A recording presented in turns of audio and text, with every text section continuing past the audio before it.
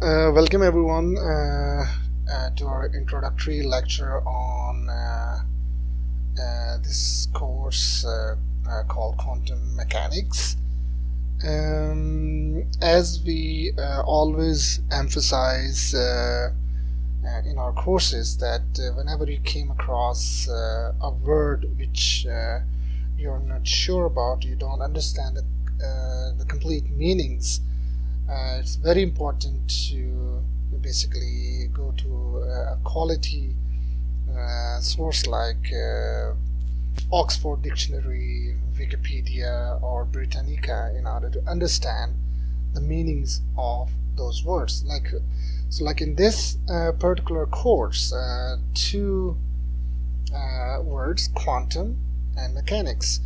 So I'm just going to give you a brief kind of an overview so that you have a kind of a good understanding. But the details, what you can do is you can just simply click on these links and it will give you take you to the respective links, or you can search on your own, whatever best suits you, in order to find out the detailed history relating to those words. So the word quantum mechanics in general, both these words are related to physics, so that is important foremost. The word quantum historically originated from the keyword called quanta, so quant and AA here, so no UM. But subsequently, with the evolution, the quanta turns to quantum. So what quantum means in simple words, or quanta means, it means the smallest amount of energy, and energy, as you know, can be in many forms. So the smallest amount of energy required for some purpose, and in this case the purpose is mechanics. And mechanics is basically the mechanical movements of masses, and masses can be any object in the universe. So that's what quantum mechanics in simple words means. Okay, so let's go to the next slide. So all of these courses we deliver through Contact Field Institute, and we firmly believe in the quoted sentence that there is no shortcut to glory. This institute is a subsidiary of Software Illicit Technologies Inc. Anyone who wants to contact us can contact through these given emails, or you can also visit our website, the LinkedIn website, to get further information.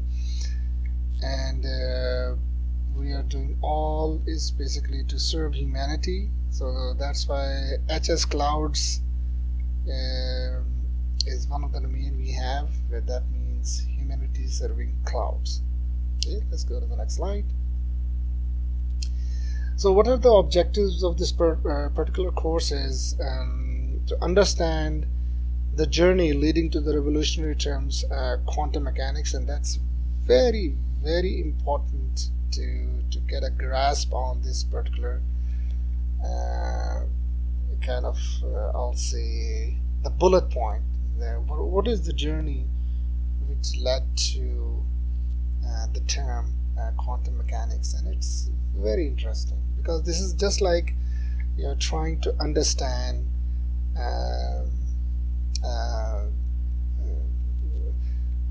the universe. You're trying to understand the universe, or the hidden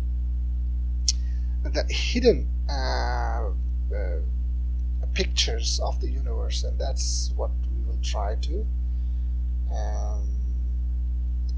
in very easy terms try to convey during this particular course. Understand the related science, techniques, technologies, and future directions surrounded by quantum mechanics. Why it's beneficial? Why is scientific bodies, even government bodies globally, they're working quite, I'll say, with enormous interest in this particular area of quantum, which we call it as quantum mechanics. So before starting and giving an introduction, so what I have done, there are some 4 demo videos. You can just simply click on these links, and these videos are from influential, well recognized and respected individuals like Richard Feynman, very well known scientist, physicist, Jeff Bezos, Amazon, and his kind of passion toward physics, a very small video, and one of our scientists' simplest description of quantum mechanics, and the IBM's IBM manufactured quantum computer. So let's see these videos so that you have a kind of a I'll say good understanding or a good start relating to some of the questions surrounding primarily in any course at the start. Okay, so let's see these videos in full. So here's first the simplest description of quantum mechanics. I'm going to play that video. Without hesitation, repetition or deviation, can you please explain for us as succinctly as possible? I have a timer here. The rules of quantum mechanics. Your time starts now. Well, the most basic version I know of is Feynman's version, which essentially says particles are particles and they hop from place to place with a particular probability. And the probability that a particle that's at some place will be at some different place later is given by a very simple rule. It uses a quantity called the action, which is to do with the mass of the particle and the time and the distance. So you basically calculate these little quantities, which are to do with something called the action, and you add them up. So if I start with an electron in one corner of the room, and I say, what's the probability at some time later it'll be somewhere else? Then at every point in the room, you can assign a probability that it will be there at a later point with one simple rule, and that's it. Now this is called the path integral formulation of quantum mechanics. That underlies everything else. You can get the rest from that. So it's a simple rule. It says, what's the probability a particle will move from A to B? That's it. I'll stop the timer then. Very good. Well, so from this video you must have kind of extracted the keyword, and the keyword is probability. So let's go to the next video, and this is on Jeff Bezos and his passion on physics.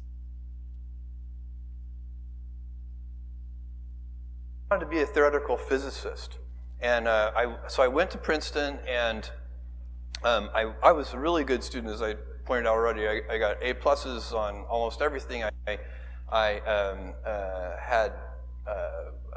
was in the honors physics track, which starts out with 100 students, and by the time you get to quantum mechanics, it's like 30.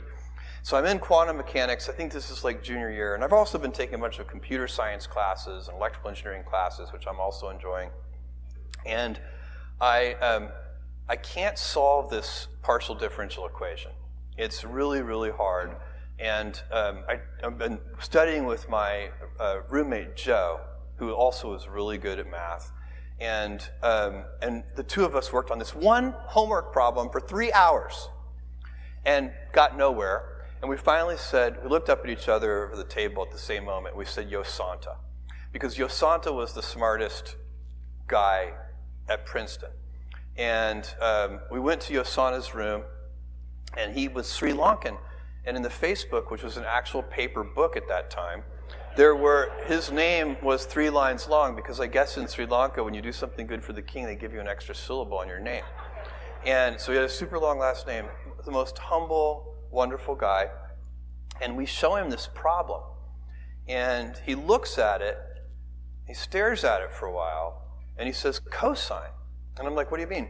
He's like, that's the answer. And I'm like, that's the answer? And he's like, yeah, let me show you. So he brings us into his room. He sits us down. He writes out 3 pages of detailed algebra. Everything crosses out, and the answer is cosine. And I said, listen, Yosanta, did you just do that in your head? And he said, no, that would be impossible. 3 years ago, I solved a very similar problem, and I was able to map this problem onto that problem, and then it was immediately obvious that the answer was cosine.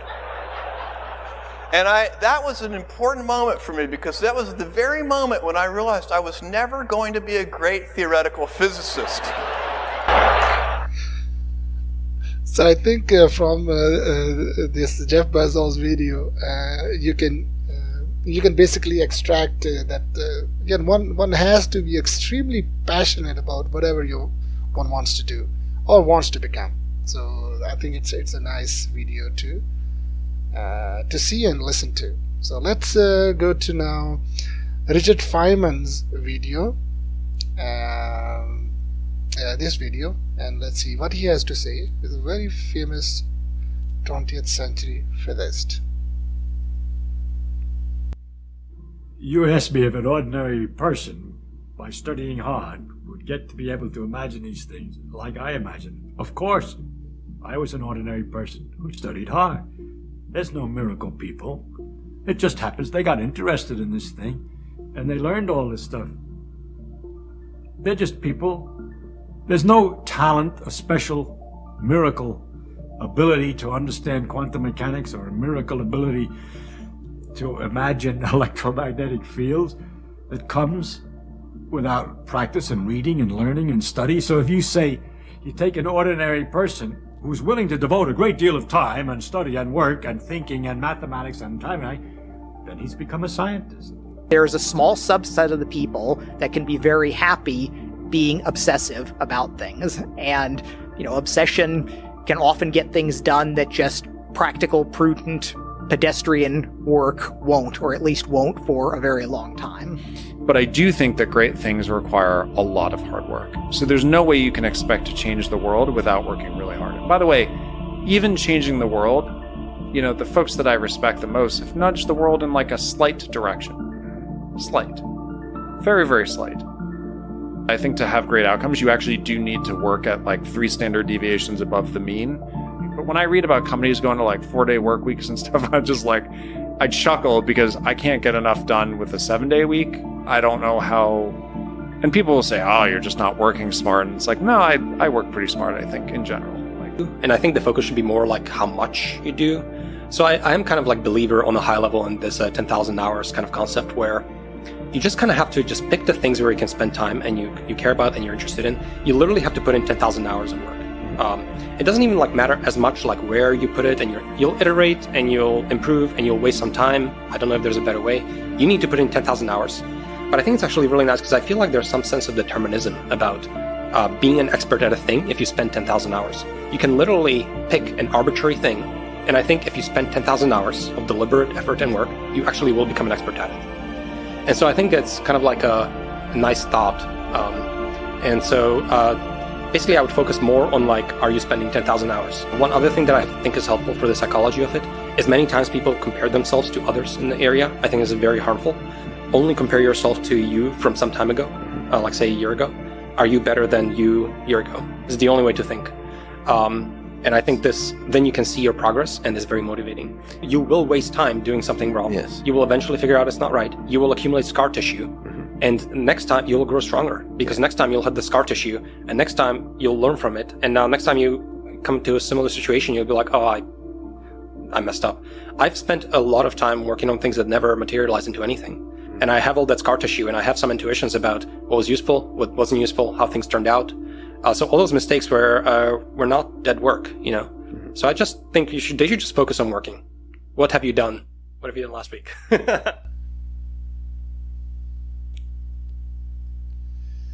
So I think in this, I really liked, listening to all those great folks, I'll say, starting with Richard Feynman. And as you can see, here's what I extract from that video. all the famous personalities we know in any discipline, they were all ordinary individuals. They got passionate about the field they excelled in, and they worked hard. They spent beyond ordinary hours in order to excel in that particular field. So the keywords are is to find that passion, and that's exactly the motivation in this course. I will try to get you passionate about what we will learn in this course, and hopefully you will carry on your journey in this particular field or any field of your choice. So I think this video, what I have, is enormously, to me, is very important to any student or so-called any individual, experienced or junior, senior, doesn't matter.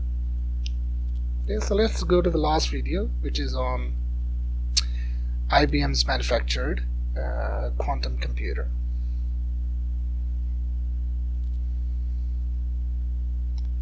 Inside this refrigerator, at a temperature just a tick above absolute zero, isolated from the rest of the universe, is a quantum computer.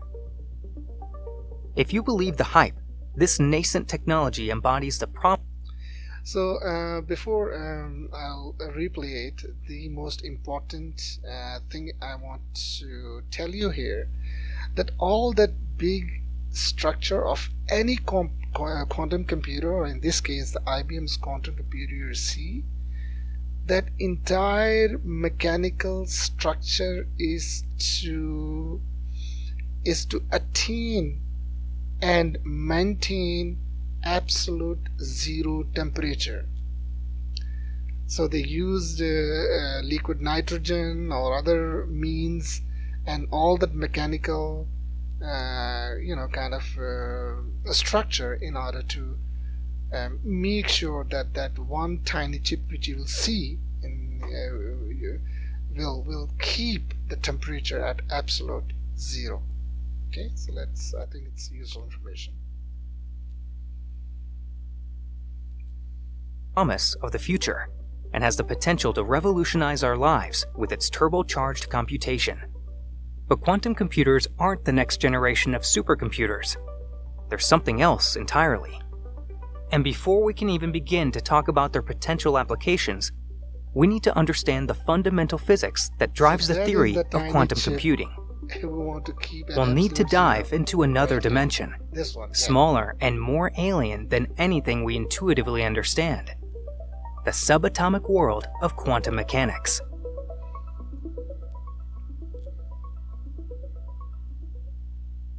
In the 1980s, one of the most important physicists of the 20th century encountered a major roadblock. Richard Feynman was hungry for a window into the quantum universe.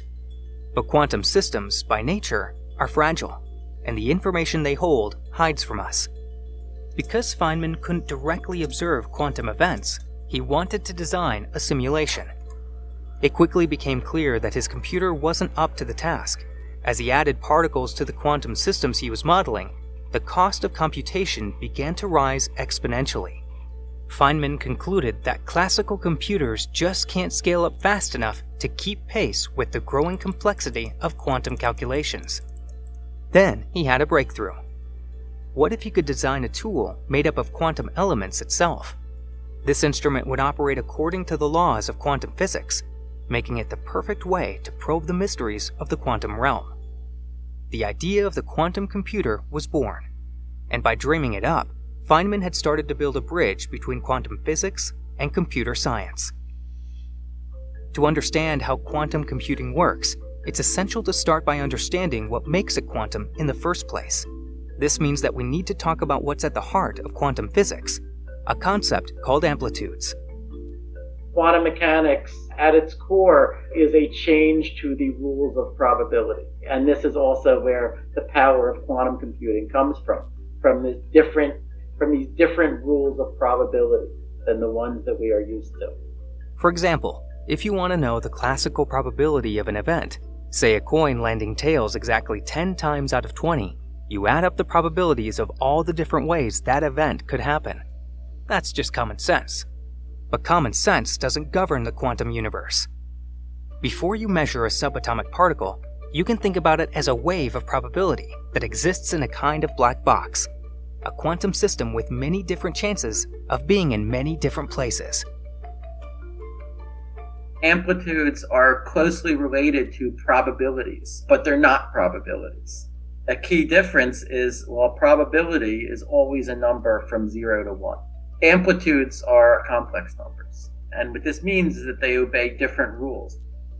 If I want to know the total amplitude for something to happen, I have to add up the amplitudes for all the different ways that it could have happened. But when I add up amplitudes, I see something new, which is that a particle might reach a certain place one way with a positive amplitude and another way with a negative amplitude. And if that happens, then those two amplitudes can cancel each other out, so that the total amplitude would be 0. And that would mean that that thing would never happen at all. This is sort of the central thing that quantum mechanics says about the world, right? That the way that you describe a physical system is by a list of amplitudes, and the way that a physical system changes over time is by a linear transformation of these amplitudes. But how can quantum computers use amplitudes to store and manipulate information quantumly? This is a qubit. It's the basic computational unit in quantum computing. Qubits are like bits in a classical computer, but with a crucial difference. A bit is binary. It stores information in strings of binary digits that can only be 0 or 1. But qubits are made of subatomic particles, so they operate according to subatomic logic. Qubits can be 0, 1, or what we call a linear combination of 0 and 1. This fluid combination of amplitudes is at the core of quantum computing. Before you measure a qubit, So another thing, which is the difference between a classical computer to a quantum computer, is that in a classical computer, the bit can only be 0 or 1, whereas in quantum computer or the qubits, they can be both at once. So that's why they are, they can be 0, 0, 0, 1, 1, 1. 1 0, so that's why it's a qubit. So it can be in two states at once. That's what the qubit gets differentiated from the classical bit. it exists in a state called superposition. You can think about it as a quantum version of a probability distribution, where each qubit has some amplitude for being 0 and some amplitude for being 1. Superposition is the reason why it takes a vast number of classical bits to describe the quantum state of even a tiny number of particles. When two or more qubits are in this closed state of superposition, they relate to one another through the phenomenon of entanglement. This means that their final outcomes, when we measure them, are mathematically related. The key concept for understanding how quantum computing can be powerful compared to classical computing is what we call quantum entanglement. And that is the word we use for the characteristic correlations among parts of a quantum system, which are different from the correlations that we normally encounter in the classical world in ordinary experience. You could think of it as like a book. When you look at the pages one at a time, you don't see any information, you just see random gibberish. It's because the information isn't encoded in the individual pages, but in the correlations among them. And to read the book, you have to collectively observe many pages at once. It turns out, and this is part of what's so interesting, that if you want to describe very highly entangled states using ordinary bits, it's extremely expensive. Imagine that you had a primitive 10-qubit computer. It could store 2 to the 10th power values in parallel. To describe this entangled configuration with a classical computer, you'd need 2 kilobytes, or 16,000 bits. Expand to a system with 500 entangled qubits, and you now require more classical bits than there are atoms in the known universe. This is exactly what Feynman meant when he said that classical computers weren't scalable for simulating quantum mechanics. For a quantum computer to be of any use, you need to measure information from the qubits to get an output. The problem is, when a quantum system is measured, it collapses into a classical state. If anything carries away information about whether that qubit is 0 or 1, so for example, if that information gets recorded in some radiation that's escaping from the quantum computer, then the effect on the qubit will be exactly as if someone had measured it. To extract an answer from the quantum system that isn't just a random outcome of probability, like the flip of a coin, we have to use interference. Information about whether that qubit is 0 or 1. So for example, if that information gets recorded in some radiation that's escaping from the quantum computer, then the effect on the qubit will be exactly as if someone had measured it. To extract an answer from the quantum system that isn't just a random outcome of probability, like the flip of a coin, we have to use interference. You can see interference when waves in a pool hit each other, and one wave is above the surface and the other wave is below the surface, and they hit each other and they cancel each other. Interference is just what amplitudes do when you add them up. If something can happen one way with an amplitude of a half and another way with an amplitude of minus a half, then the total amplitude for it to happen would be 0. This is what you do in the famous double slit experiment. You close one of the paths and then you see that now the thing that previously never happened now can happen. This is a quantum algorithm. Scientists can harness interference by creating a deterministic sequence of qubit gates. These qubit gates cause the amplitudes to add up constructively. This means that they're mathematically guaranteed to boost the probability of seeing one of the right answers.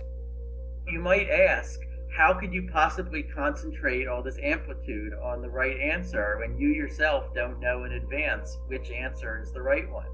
Well, this is exactly why designing quantum algorithms is so difficult, and why we have a whole field that's been studying it for decades.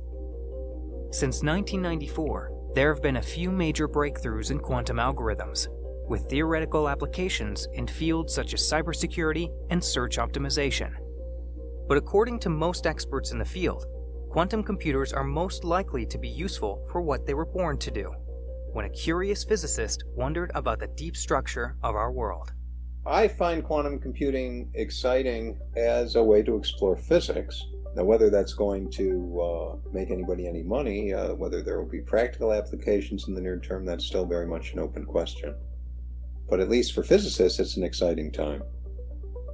The truth is, the most important application, I believe, of quantum computers is something that we don't know yet. I'm sure that once we have a quantum computer to play with, we will find amazing applications that we can't yet foresee.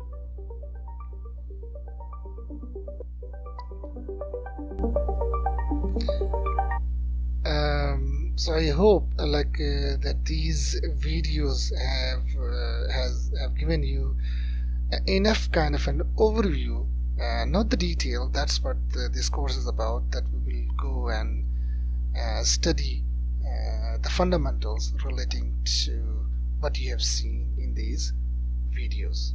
Okay, so let's go to the next slide.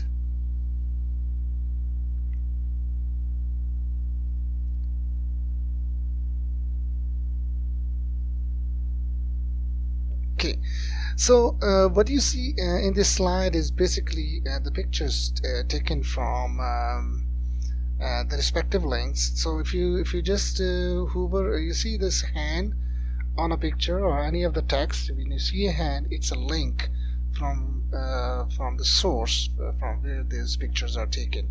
You can simply click and go to that particular source for respective details. So on all these pictures is basically showing the universe. These are the artistic kind of view of the universe. So here's our Earth and all the stars, planets, galaxies, and further deep into the space.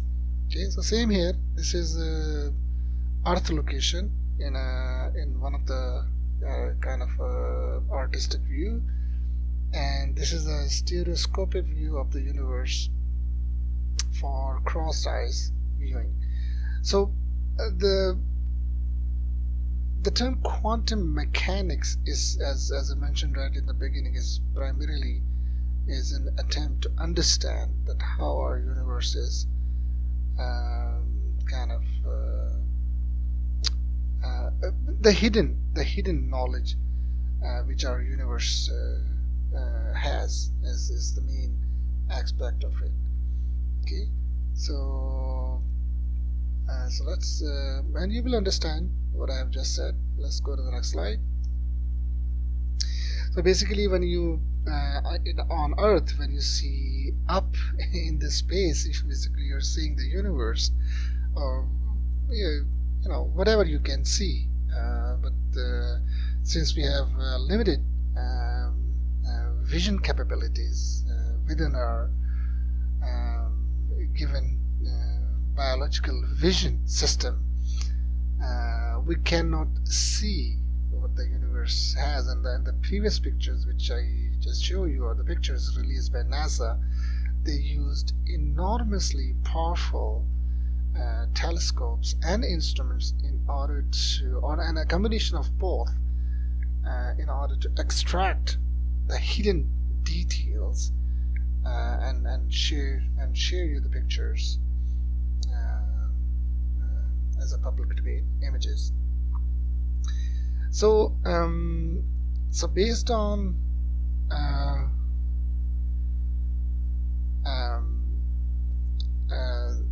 the universe, the knowledge of the universe, what I have studied so far and my kind of 30 plus years of industrial experience, I basically this is a sentence which I think is really to me is appealing, that relating to the universe, is that the universe is governed by the rules beautifully extracted by highly sensitive thinkers. We call them as scientists, and those rules are described by physics, which uses or using the rules of mathematical language. So in simple words, our universe is governed by rules. Extremely sensitive, hardworking, passionate people extract information, and most of the time those are physicists who extract that information and then described it for others to understand using the rules of mathematical language.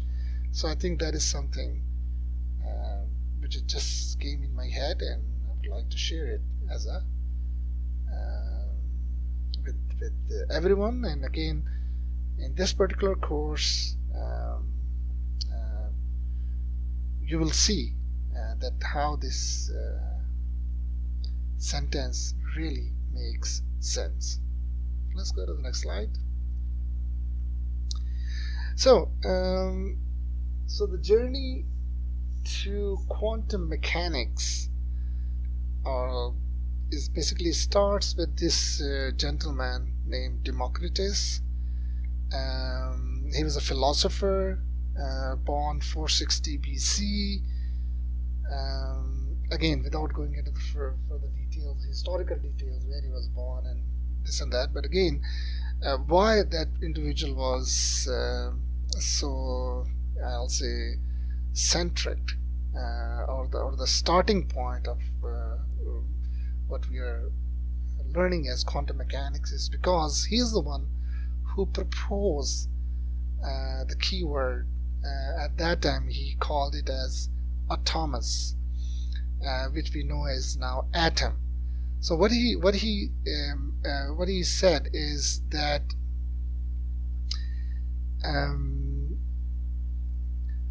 that when you break any material, you cannot break it enough. So you will break it to a point, to a fundamental unit, what he named as atoms. So, and that's why the start of the term atomism. So he is the basically the one who, along with his teacher Leucippus, sorry for that mispronunciation. So Leucippus, they both together started, I'll say that at that time, the philosophy of atomism. Why Democritus was credited more than his teacher? Because he associated this philosophical term with materials, and as I said, that his concept is that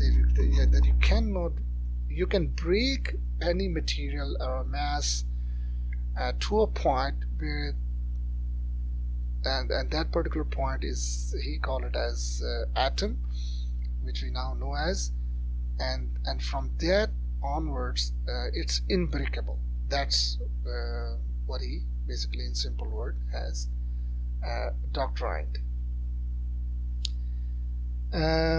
So Aristotle, famous individuals, Aristotle and Theophrastus,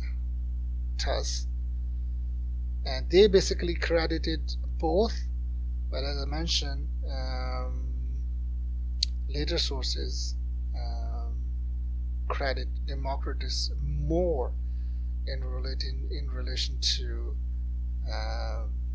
the work done on the philosophy of atomism. So Leucippus was Democritus' teacher. Okay, so let's go to the next slide. The most important thing is this timeline. So please note this timeline. So we are talking 430 BCE when the atomism term, or the philosophy, or the keyword, was introduced by Democritus. Okay, so what he said, as quoted in the reference, that atoms and the vacuum were the beginning of the universe, and that everything else existed only in opinion. So what it means that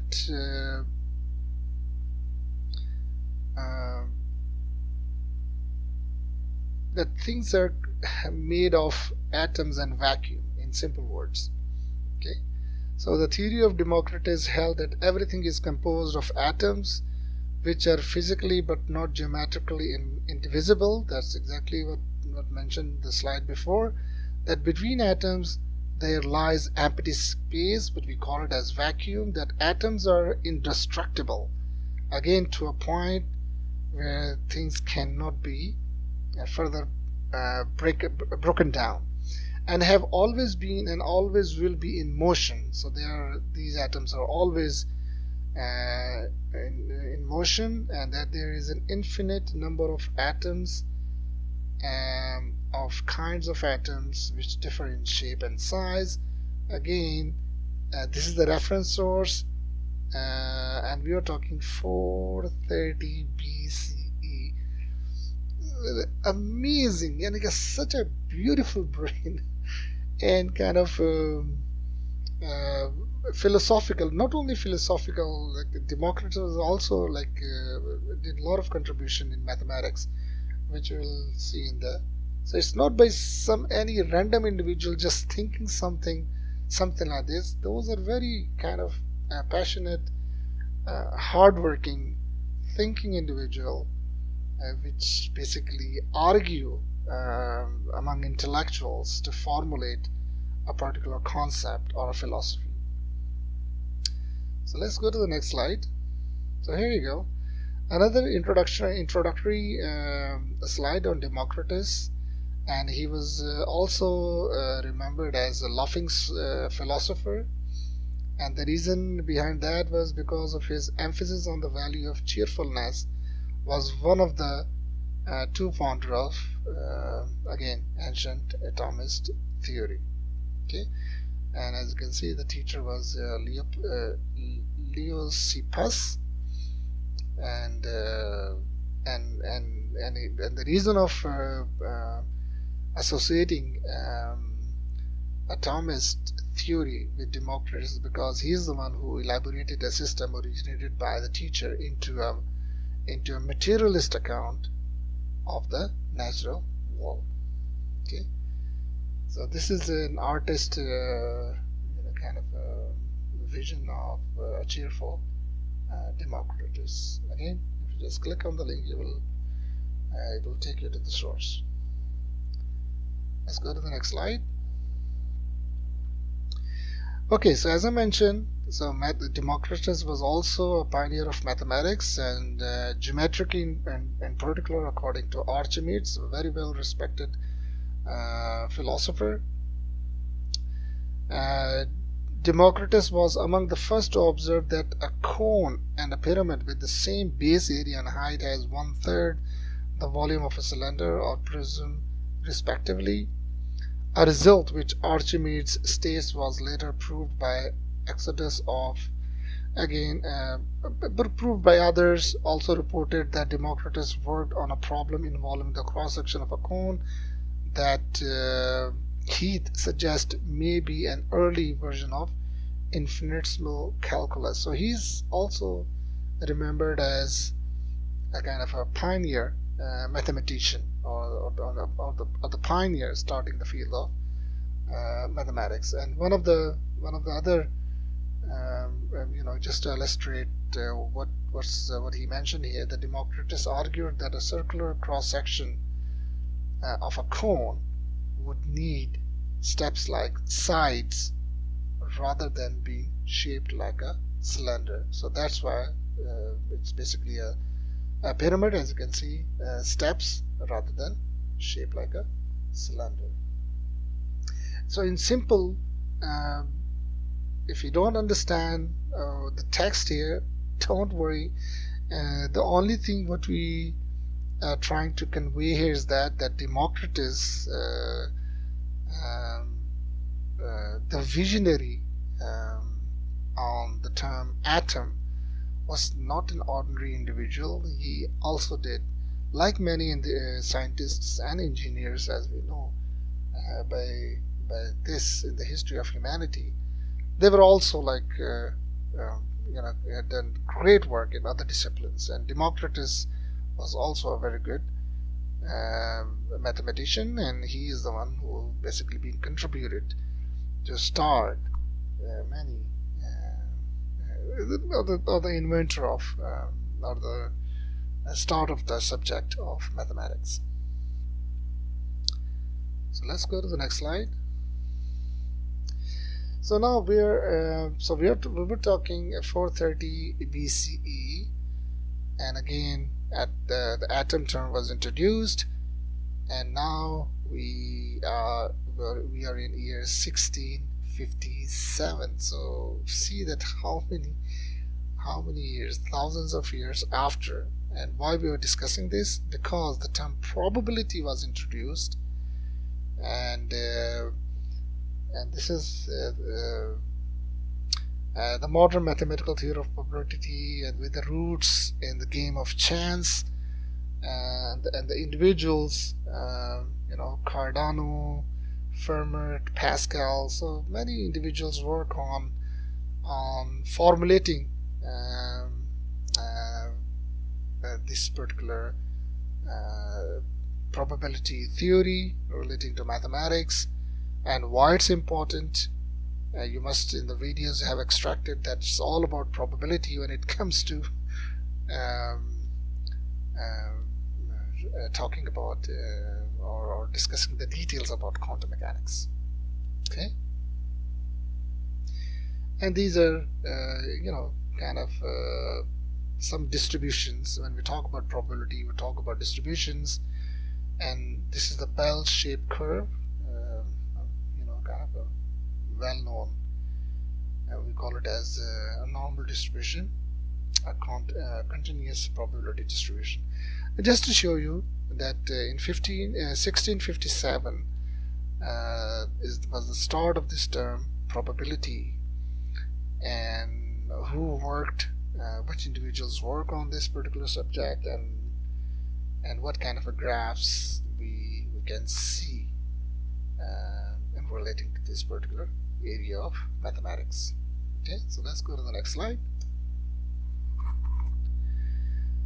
So 430 BCE, Democritus proposed the atomism concept. Okay, so like this is a thinking, is just showing a brain.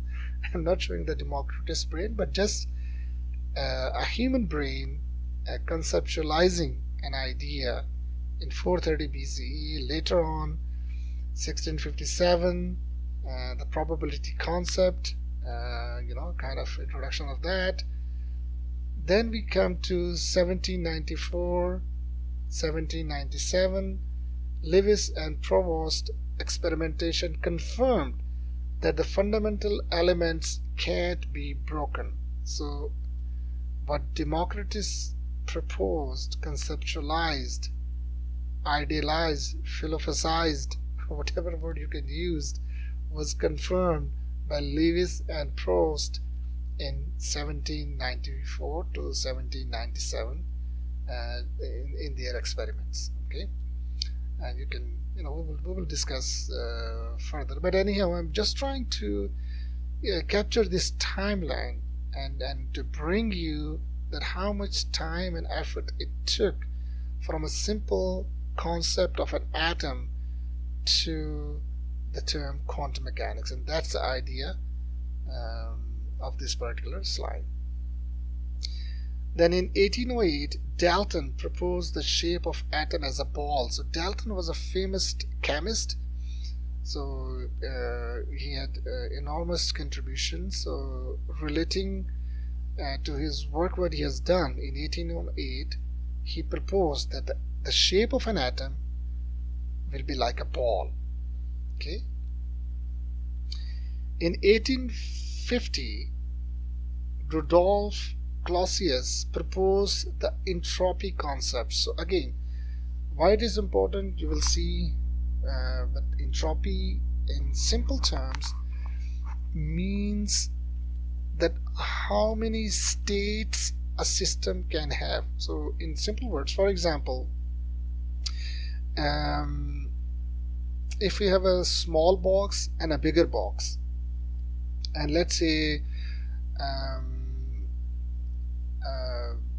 we can put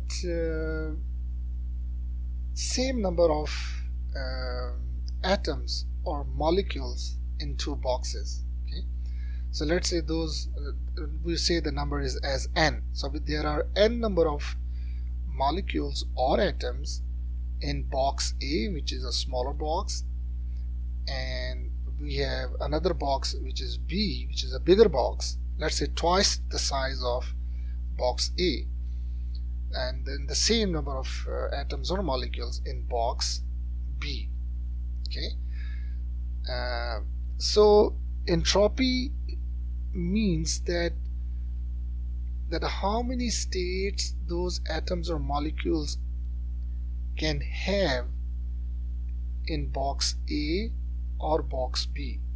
Okay, so since box A has a kind of a smaller volume, okay, so assuming both the boxes are closed, so because the volume is small, so the chances or the probability of those n atoms or molecules to take a certain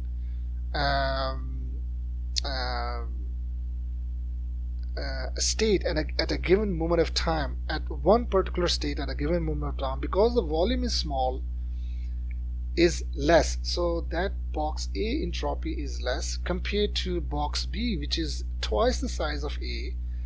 So it means the molecules can, or atoms can, move at larger volume, and at any given moment of time their number of states which can be there will be larger compared to what we see in case of box A. So it's basically, in simple words, again, if it's not clear to you, you just remember this as that entropy shows or tells that how many number of states an enclosed system can be.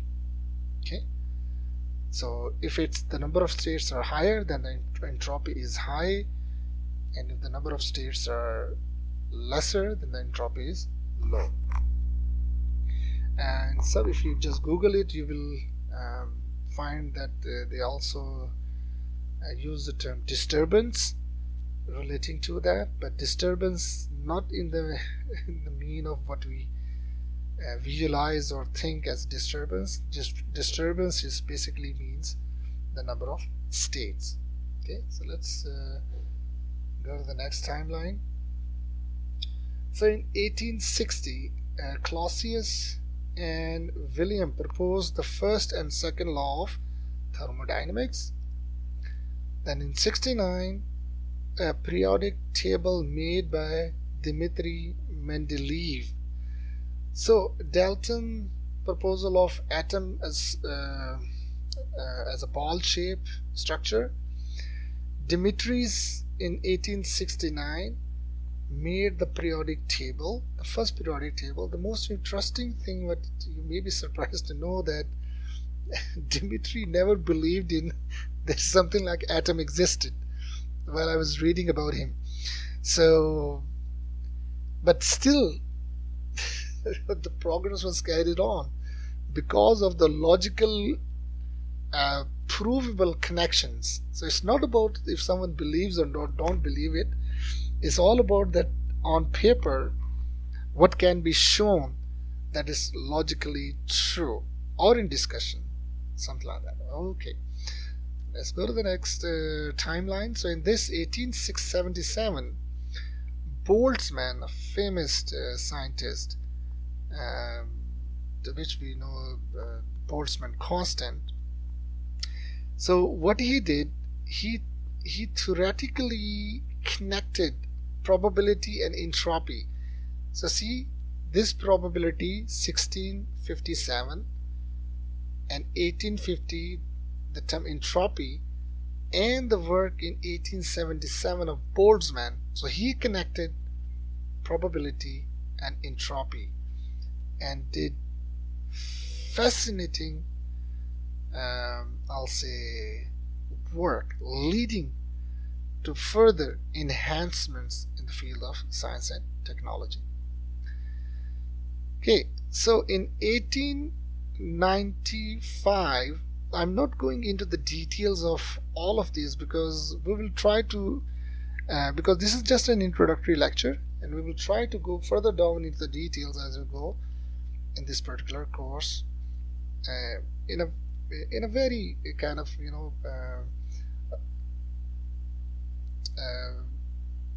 like a high level, but basics to medium level details. But to go further down is not the, it's a separate course in itself. Then so what we are discussing is basically many courses I can see, but again, in this particular course we will try to give you a very good high level details relating to associated concepts. Okay, so in 1895, Röntgen, a famous German scientist, he discovered X-rays, and that was basically an accidental discovery, where one of a sensitive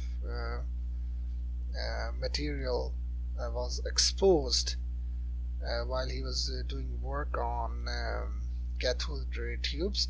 So this is showing the cathode ray tube. So he had this tube covered with a cardboard, you know, kind of thing.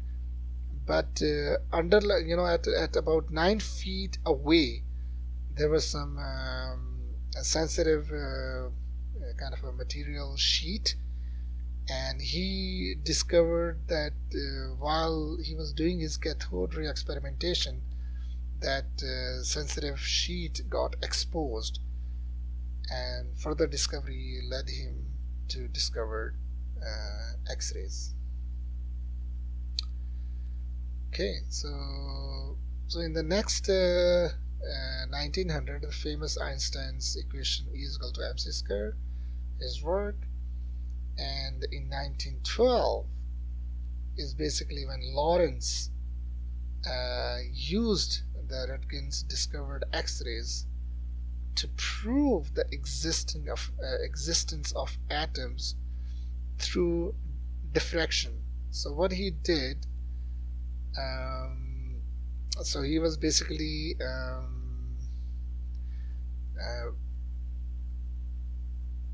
bombarding X-rays, and this is the picture. This is the first picture of an atom which Lawrence was able to get using light diffraction, and that basically was the start of the famous X-ray crystallography field. So 1430 BCE, just a vision. 1912, an actual picture.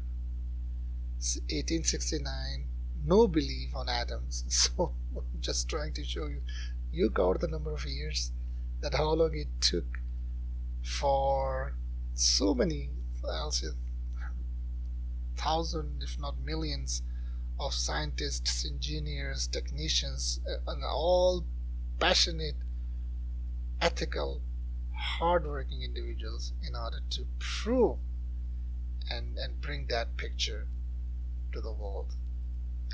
And this in 1970, Crew captured the first image of atoms, and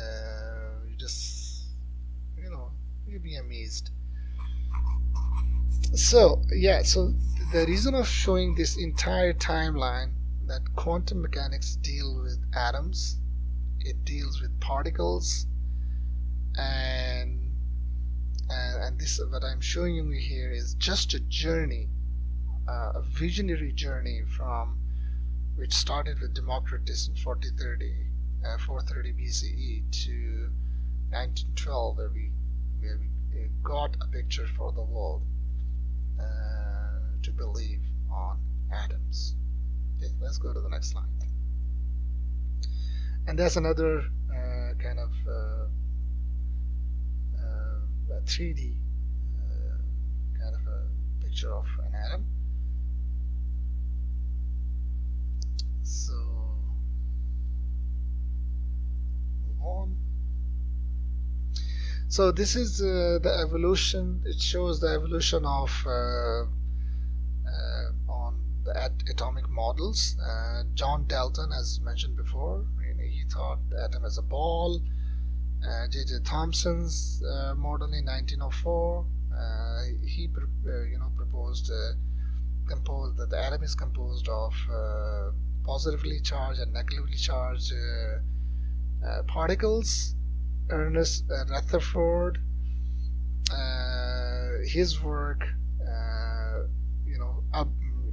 updated the model of an atom, that electrons circulate in the orbit, and the nucleus, the atom has a nucleus which is all positively charged, and the electrons orbit around the nucleus.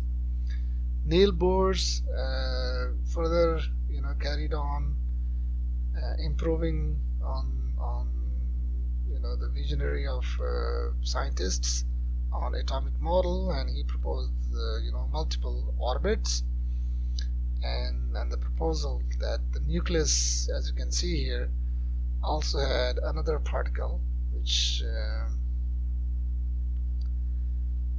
neutrons, and which we will see that anyhow, in simple words, that's the model of a Niels Bohr's atomic model. And Erwin Schrödinger in 1926, and they proposed the most accurate model as of now. Scientist community firmly believes in, and that's kind of a, if you click on this particular link, you will go to the details. So basically it showed that atom has a nucleus with particles, and there are a cloud of electrons circulating the nucleus. And this is the details of Schrödinger and Heisenberg atomic model. As you can see here, the 2p orbitals are not spherical. They are kind of lobes, okay, where the 1s and 2s and the 3s orbitals are spherical. And here's the nucleus. So in simple words, the work of all these great scientists gave us this particular clear picture of an atom, that atom has a nucleus composed of positively charged and no charged particles. The positively charged particles are called protons, the no charged particles are called neutrons, and electrons are negatively charged particles. So we came to know about three kind of particles associated with an atom. Let's go to the next slide. Okay, so now before going further, so as of this slide, because of the scientists' work, there were three particles. Okay, so electrons, protons, and neutrons. So why I am showing you this alpha particle? What is an alpha particle? Showing this alpha particle is important before we go to the next slide and understand the next slide. Okay, so an alpha particle is basically is like a helium I'll say an atom. Okay, so an alpha particle is a particle that is identical to a helium-4 nuclei. It contains 2 protons and 2 neutrons, as you can see here, 2 protons and 2 neutrons, because no charge, and has +2 charge. Again, +2 means 2 protons. Okay, so what you seeing here is basically radioactive material, like we call it as a parent material, and most of the time these parent materials are heavy atoms such as uranium, thorium, actinium, radium, and transuranic elements. Okay, so what they do when they decay, so, and because of the decay you see that alpha particle, and this will be another any other daughter kind of a you can say element or a molecule. Okay, so this parent element automatically decays and generates an alpha particle. So now when you see this picture, and when it shares here radioactive sample, so this is, you place a sample here, and that sample is basically shooting alpha particles. That's the reason to show all those pictures here. Okay, so if you click on this link, that's a beautiful video. It will, within 2-3 minutes will show you the details that what happens when an alpha particle gets shooted on this path. So now what you see here, it's an electromagnet. Electromagnet means you provide an electricity. Okay, so here's the coil. You provide an electricity, and it will establish a magnetic field. Okay, if you're not familiar with the right hand rules or the left hand rules, so here's the right hand rule. What it's showing here is that if the electric field is in this direction, if the current is flowing in this direction, okay, then the magnetic field will be exactly perpendicular B. So in this case, B is downwards. Okay, electrical field is, as you can see here, is in this direction, electrical force, and the resulting motion would be kind of, if you just rotate it, you can easily see it should be outwards. So basically, once you see the video, it will be more clear to you. So what's happening? So once this setup, which was done in 1899 by physicist Ernest Rutherford, working at McGill in Canada, and Paul Villard working in Paris. So what they were doing, kind of similar experiments. So they have a radioactive source, and again, this is the reason of that radioactive source automatically decaying and generating alpha particles, going and traveling through an electromagnetic or magnetic field. So what happens, that the alpha particles were deflected towards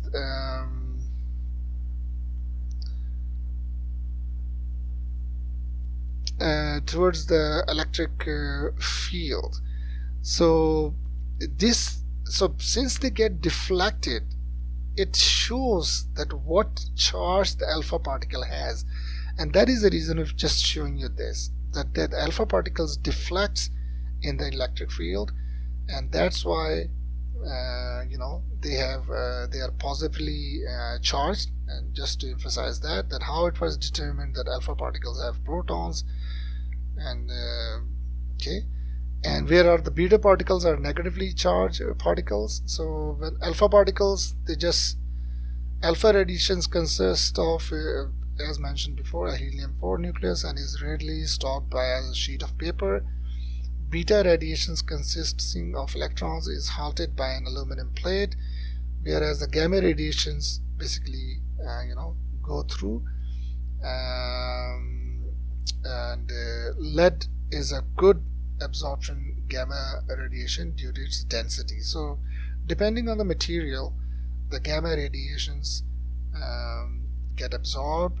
If the density is high like lead, it will be absorbed very good, but if the density of the material is low, the gamma radiations will pass through, as you can see from this sheet. So again, just to introduce you to alpha particles, how they get generated, why they have 2 protons and 2 neutrons. So just to show you all that information, again, without going into the further details, you may feel it's getting complex, but I think it was important to show you how scientists discovered these particles as well, and how they use this particle for the next slide work. So again, I just took a picture from this video. If you just click here, and you will see that the alpha particles get deflected on one side, the beta particles on the other side, and whereas the gamma particles, because it has no charge, it goes straight undeflected. Okay, and that's how scientists, through experimentation, found out the charges on alpha particles, beta particles, and there is no charge on gamma particles. Now the previous slide was there because of getting kind of more details on this slide. Okay, so this is the slide on Rutherford's legacy, work, and the birth of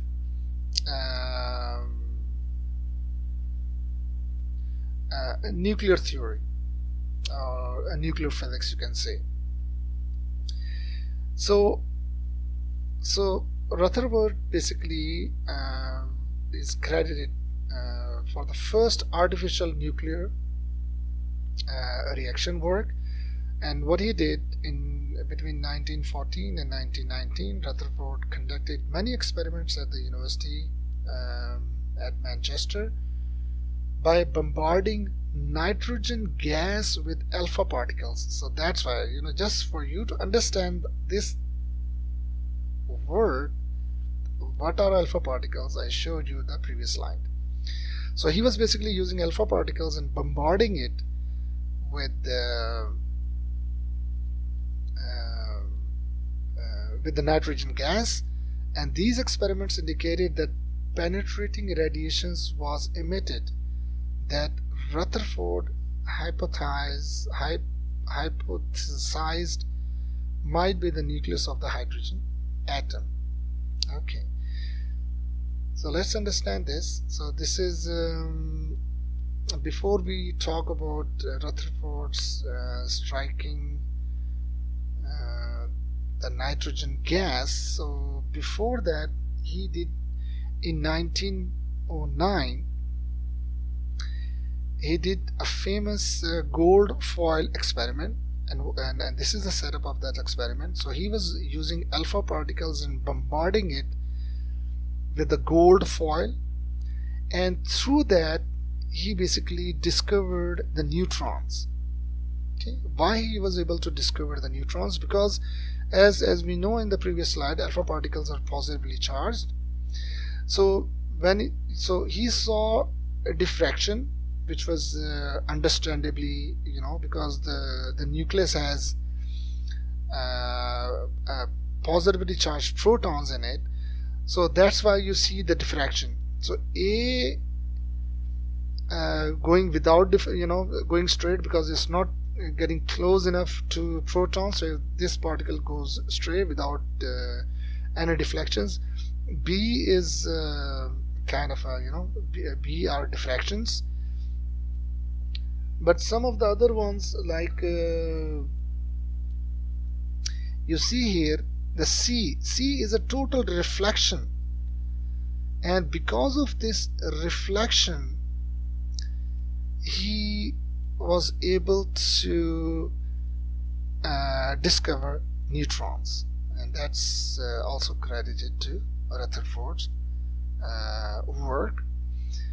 And so he, as I said, he was primarily using alpha particles, bombarding it to different materials, like in this case gold foil, and in 1919 he used nitrogen gas. And when he did the bombardment and the energetic and the alpha source at that time was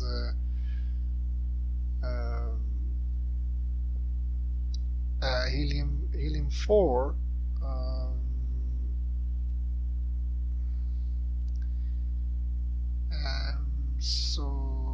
So that's what he was using, and the nitrogen through that bombardment he was getting protons. Okay, but surprisingly, other than protons, he was also seeing an unspecified residual atom. Okay, so he predicted these two as alpha recoil as an incorrect prediction. Z minus 1 was also an incorrect prediction he did, which was later on in 25 Blackett corrected it, and he used the same experimentation in order to correctly predict that by striking alpha particles with the nitrogen gas is basically results in emergence of or ejection of a proton and a hydrogen atom.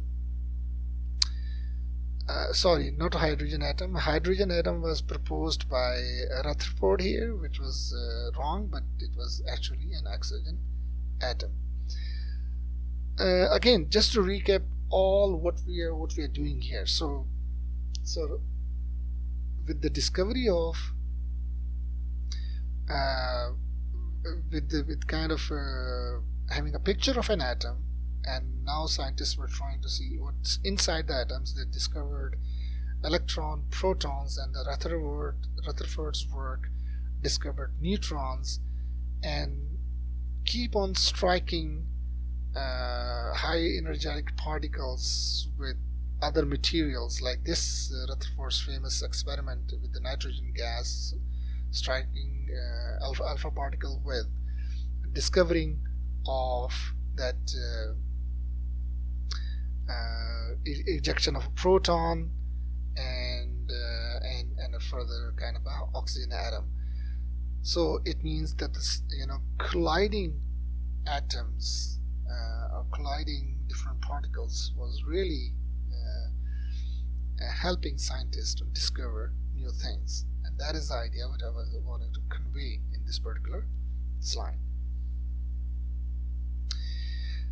So because of that, the collision was really helping scientists carry on and discover the hidden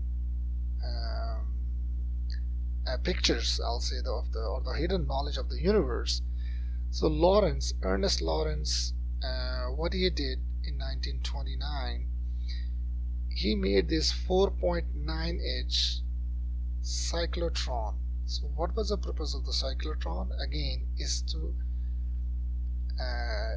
perform collision among particles. That's all what this cyclotron, which is a 4.5-inch diameter, for which he also received Nobel Prize.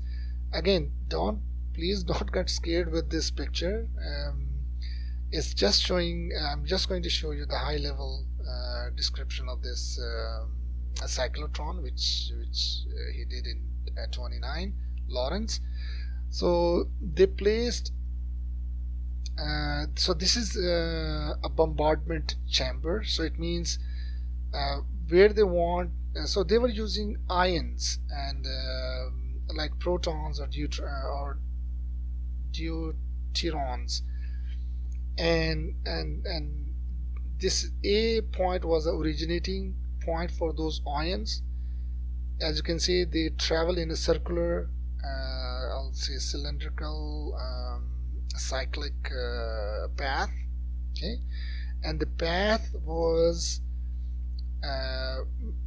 correctly maintained by using the magnetic field. So the magnetic field assures that the electrons will remain in their trajectory and don't get and reach where they want to be reached, and strike with the bombardment chamber with another material here, and they get accelerated using an electric field. So what you see here is, you see those two plates, one plate and plate number 2. So that is basically an oscillator electric field which in a very precise timing fashion accelerates these ions near to the speed of light. I don't know what was that by that time, how fast they can do, but in current times, in particle accelerators, they achieve near the speed of light at 99 point, I don't know how many nines, but they can't reach 100%. Simple is that, to the speed of light, and they strike with the to the target material at the bombardment chamber.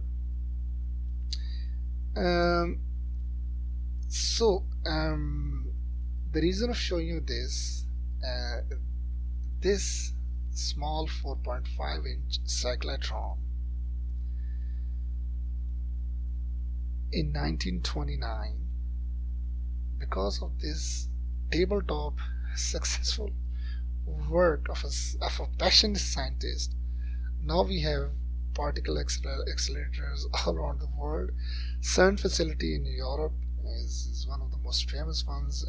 I don't know how many kilometers dia it has, but most of the particle accelerators are underground, just to be away from radiations and safety and some other factors as well. But just trying to emphasize that it's all to explore the knowledge and discover the facts about our universe. Okay, so let's go to the next slide. Okay, so that collision experiments, all those successful collision experiments, because of those experiments, we have now what we call it as the standard model, or the particles standard model. It that collision work among particles, like different particles, like same charge or different charges, led us to uncover these particles, which we divide them. We call them, one set we call them as quarks. So there are 6 particles of type quarks. There are 6 particles, we call it as leptons. Electron is a lepton.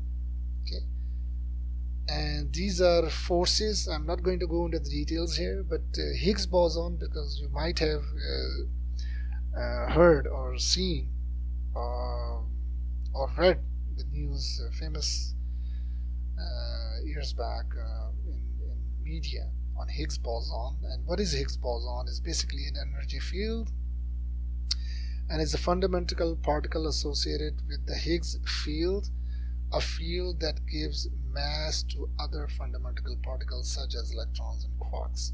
So this Higgs field or Higgs boson particle, they also call it as a God particle, which gives weight to quarks, leptons. You might be, again, I'm not going to discuss quarks or leptons, but again, one thing I'm going to show you here is a U is an up quark, okay, and a D is a down quark, okay.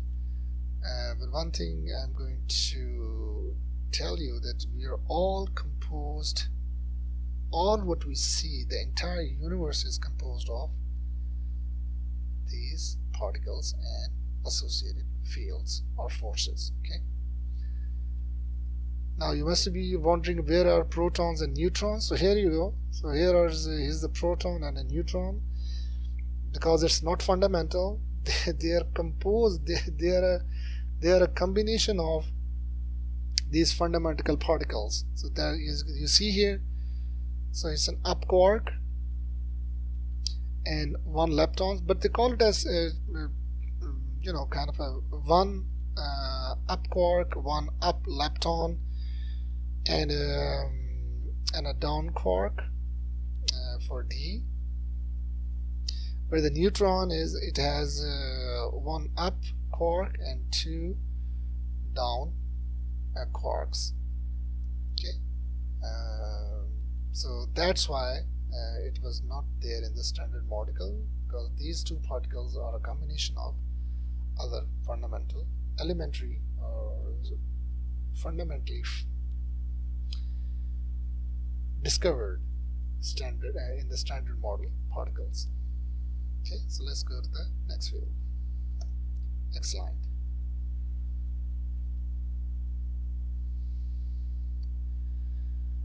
So now let's talk about whether particles are particles or waves. So in this quantum mechanics,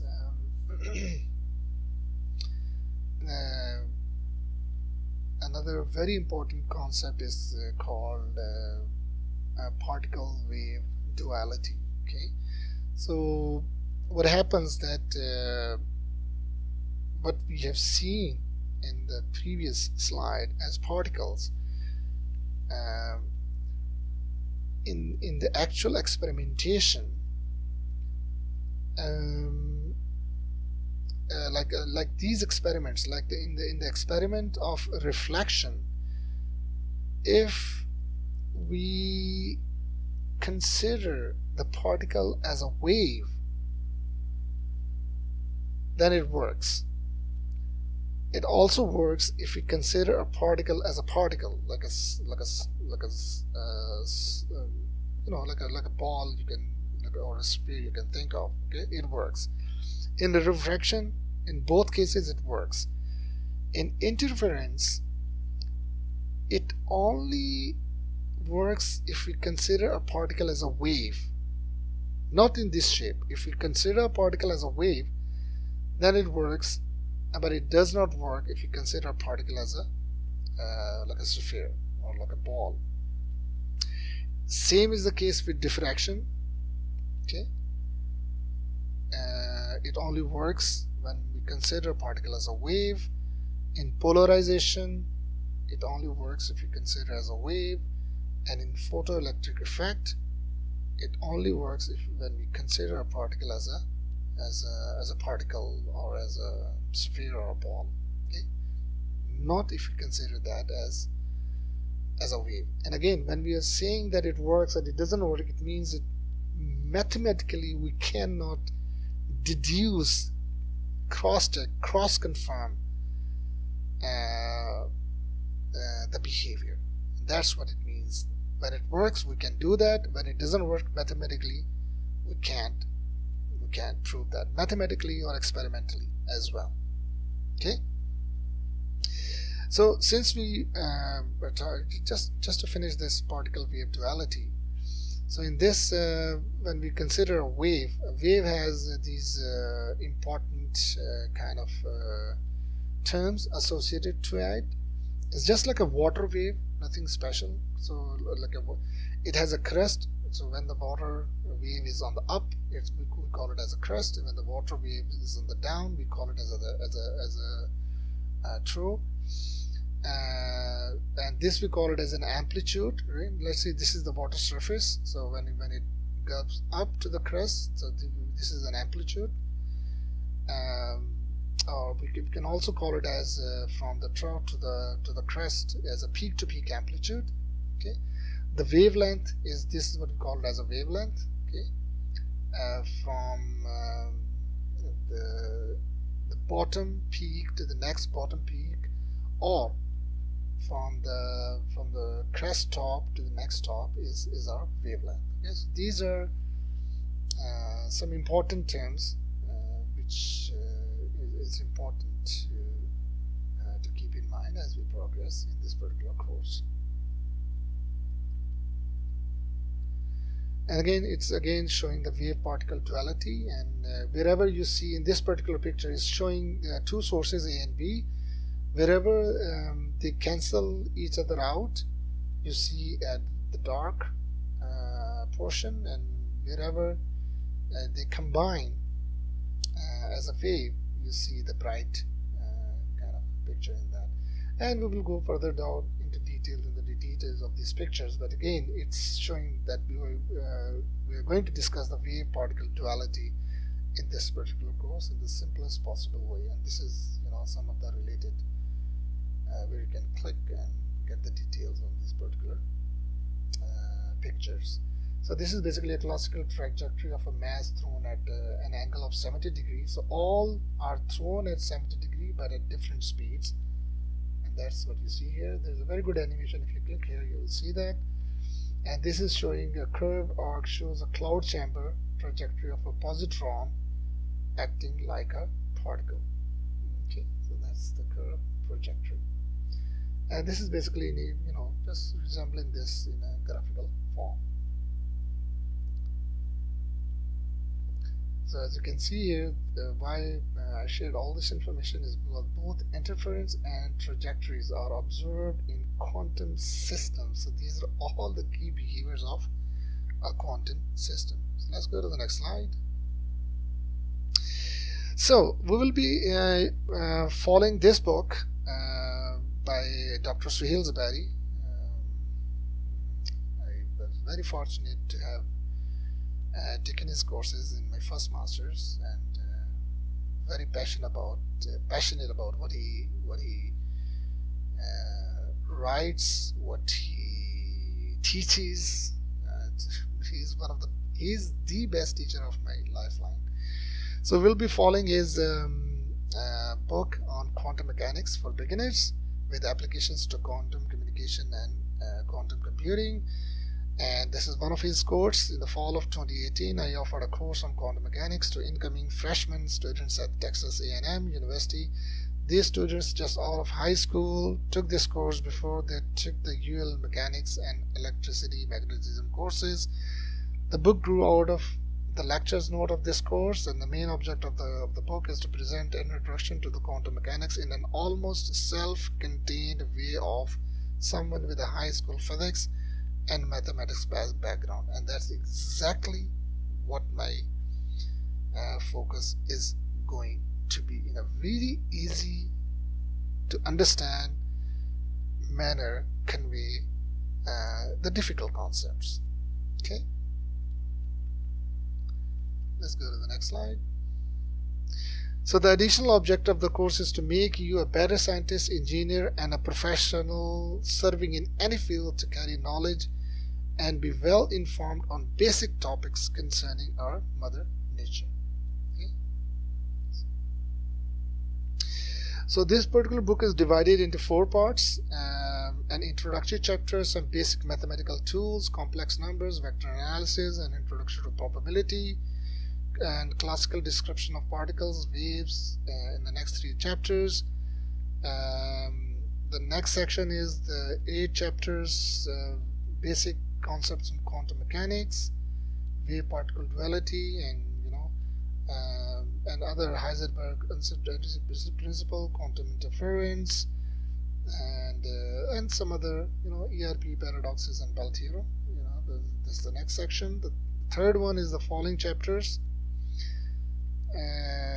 fundamentals of quantum mechanics are applied to applications areas such as secure quantum communications, quantum teleportation, counterfactual communication, and quantum computation.